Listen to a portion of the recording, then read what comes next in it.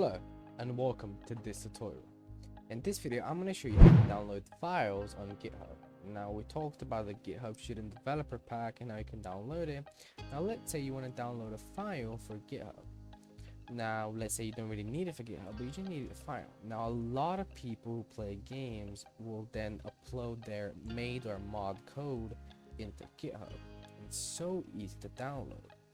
That green button in code, you're gonna press on it and then it's gonna do like a drop section. A drop section is gonna have a download zip. The download zip is gonna download everything there is on the branch of the GitHub repository that has everything. So I chose an Among Us replay mod, and that shows me everything there is about the mod, everything I need to add, and all of the stuff that I need in order for it to work. Thanks so much for watching. If you enjoyed, please like and subscribe, and I'll see you soon.